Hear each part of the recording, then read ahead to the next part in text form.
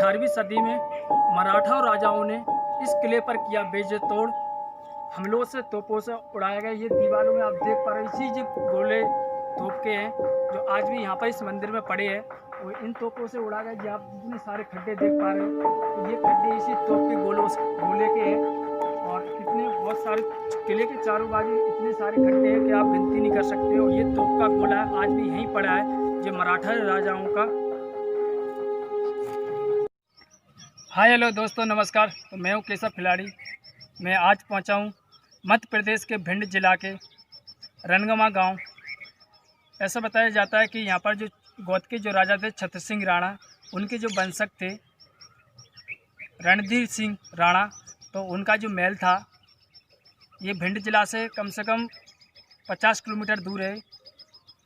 जैसे आप देख रहे हैं ये रणधीर सिंह का किला है और यहाँ पर कईयों मराठों से हमले हुए हैं, लड़ाइयाँ हुई हैं और इसके दुर्दशा देखोगे आप तो बहुत ज़्यादा ख़राब हो चुकी है। इस किले के इतिहास की बात की जाए, इस किले का इतिहास सन 1505 से 18वीं सदी तक है। इसके आगे का कोई प्रमाण नहीं है। इस किले का इतिहास गोहद के 15वीं सदी के राजा सिंघन देव से जुड़ा है। राणा सिंघन देव ने जाट राणा राज्य वंश की नई नींव डाली थी। 1505 सदी से 1523 तक शासन था। अपने शासन काल में 1505 से 1523 के अंदर राणा सिंघम ने 3 किलों का निर्माण करवाया था। जो पहला किले का निर्माण मध्य प्रदेश के भिंड जिले की तहसील में गोहद में एक दुर्ग किले का निर्माण करवाया। दूसरा निर्माण ग्वालियर जिले के ग्वालियर से 50 किलोमीटर दूर बेहट नगर पंचायत एक किले का निर्माण करवाया। तीसरे किले का निर्माण बेहट से 10 किलो दूर रणगमा गांव में बनवाया। राणा सिंघम देव ने अपने अंतिम समय में राणा सिंघम देव के 4 पुत्र थे। पहले पुत्र को गोहद के सिंहासन पर बैठा दिया और दूसरे बेटे को बेहट के किले का सिंहासन पर तीसरे बेटे को रणगमा गांव का किला दे दिया, जिस बेटे का नाम नरसिंह था। राणा नरसिंह ने अपने किले के नीचे अपने सेना के लिए एक गांव बसाया था जो आज भी राणा नरसिंह के नाम से जाना जाता है, जिसका नाम रणगमा पड़ा। राणा नरसिंह का शासन 1523 से 1585 तक चला। नरसिंह का एक पुत्र था जिसका नाम रंजीत, जिसका शासन 1585 से 1650 तक रहा। इस किले का आखिरी शासन रणधीर था। ग्वालियर के किले के राजा मराठा मल्लराव ग्वालियर सिंहासन पर थे और इधर गोहद के राजा भीम सिंह सिंहासन पर थे। ग्वालियर के राजा मराठा मल्लराव ने गोहद पर आक्रमण करने अपने कब्जे में करना चाहते थे। 1754 से 1766 से लेकर मराठा राजाओं ने गोहद पर कई आक्रमण किए, लेकिन मराठा राजाओं ने कभी भी गोहद पर अधिकार नहीं कर पाया। जितनी बार लड़ाइयाँ आक्रमण हुए, लेकिन मराठाओं की हार हुई और राणाओं की जीत हुई। जाट राणा राजाओं का जीत का एक कारण था जो गोहद के समीप बने 106 छोटे छोटे किले या दुर्ग या घड़ी हमारी भाषा में कहते हैं, जो उनके समीप आती थी उनके राज्य में। जब भी कोई भी गोहद के किले पर आक्रमण करता था, जब ये छोटे छोटे किले के जो घड़ियों के राजा थे वो अपनी सेना लेकर गोहद राणा के पास पहुंच जाते थे, तभी राणा से मराठों की हार हो जाती थी।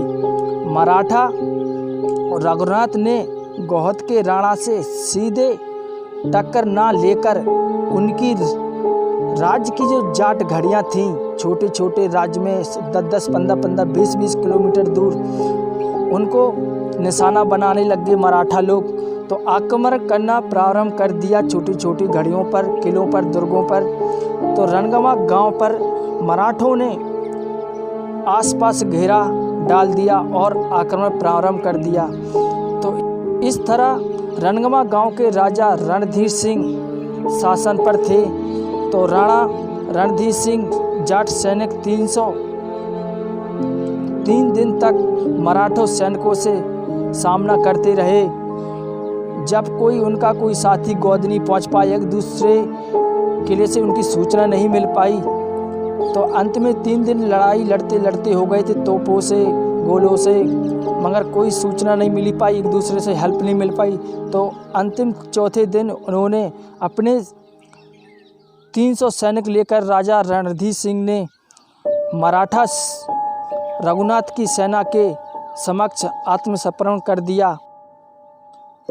10 दिसंबर 1766 के दिन रघुनाथ की मराठा सेना ने आत्मसमर्पण 300 जाट सैनिकों को निर्मम हत्या कर दी और मराठा सेना की अन्य किलों पर गांव को लूटने लगे। इस तरह इस किले का राज राणा खत्म हो गया। तो दोस्तों, इस किले का ये था इतिहास। तो अब कोई भी गलती हो या कुछ बात हो तो आप कमेंट में बता सकते हो। तो दोस्तों, अभी हम चलते हैं। इस किले में एक बहुत बड़ा एक कुआं है, बहुत गहरा, तो उसको हम दिखाते हैं आपको। अभी का इस किले में ना तो कोई कक्ष बचा है, ना कोई कमरा, और सब खंडर हो चुका है। इस किले में कुछ भी नहीं बचा, वैसे खाली दीवारें से एकदम सुरक्षित हैं अभी भी, और कुछ चीज़ें हैं सुरक्षित है, सब में से खंडर हो चुका है। इसमें झाड़ पौधे एकदम खतरा बहुत ज़्यादा। ये बावड़ी ये टंकी है पानी की, जैसे नहाने के लिए, रानी के लिए या बनाई गई होगी, जिसमें पानी भरता हुआ नीचे जाता होगा। इसमें छेद है नीचे, और इसमें हॉल दिख रहा है मुझे जिसमें पानी जाता होगा हॉल में। तो ये टाँकी है किले के ऊपर, और इसमें इतना सारा जंगल हो गया कि इसमें हम अंदर नहीं जा रहे हैं, और हम दीवारों से ही शूट कर रहे हैं इस किले को। तो अभी हम देखने जा रहे हैं कुआं। तो ये बावड़ी है, तो इसमें हमेशा पानी भरा रहता है, क्योंकि यहाँ पर एक मंदिर है, वहाँ पर एक बाबा जी रहते हैं। वो बता रहे थे कि किले के अंदर एक बावड़ी है, उसका पानी हमेशा भरा रहता है, कभी ख़त्म नहीं होता है। तो मुझे लगता है यही बावड़ी है, और इसके पास में एक कुआं है, और ये मंदिर था, ये टूट गया है, और ये सामने आप कुआं देख रहे हो। तो ये बहुत बड़ा गहरा कुआं है। और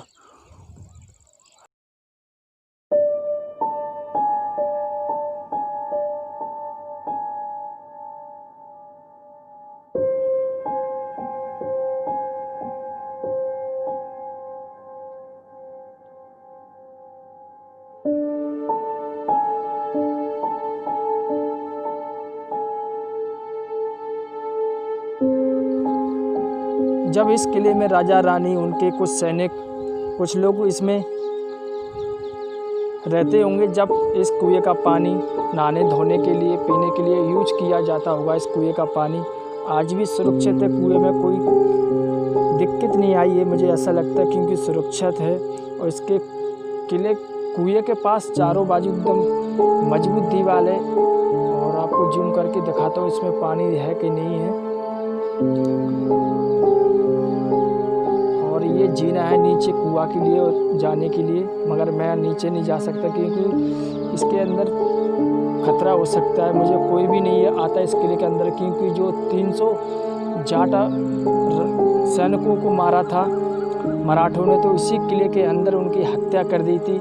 इसलिए मैं अंदर नहीं जा रहा हूँ, मैं किले से ही काम कर रहा हूँ अपना। तो दोस्तों, अगर आपको ये वीडियो कैसा लगा, अगर ये वीडियो अच्छा लगा हो तो इस वीडियो को लाइक कर देना और चैनल को सब्सक्राइब कर देना। तो दोस्तों, ऐसी वीडियो और लेते आएंगे आपकी